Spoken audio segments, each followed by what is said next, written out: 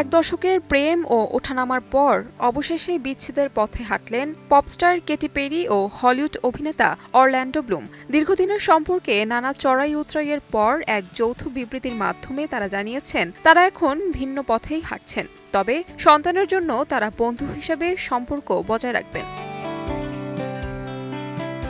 2016 সালে golden Globes অ্যাওয়ার্ডের একটি অনুষ্ঠানে প্রথম দেখা হয়েছিল কেটি ও অরল্যান্ডোর। সেখান থেকেই শুরু হয় তাদের প্রেমের যাত্রা। মাঝখানে একবার বিচ্ছেদ হলেও আবারও একত্রিত হন তারা। 2019 সালে ভালোবাসা দিবসে তাদের বাগদান সম্পূর্ণ হয়েছিল।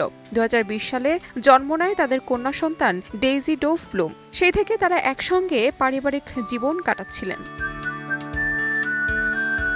তবে গত কয়েক মাস ধরেই তারা আলাদা থাকছেন। এসব কিছুর মাঝেও নিজেকে নিয়ে ব্যস্ত সময় কাটাচ্ছেন কেটি পেরি। বর্তমানে তিনি তার লাইফ টাইমস ট্যুরে ব্যস্ত। ধারণা করা হচ্ছে এই সময়টিতেই নাকি তাদের মধ্যে দূরত্ব আরও বেড়ে যায়, যা গড়ায় বিচ্ছেদ পর্যন্ত।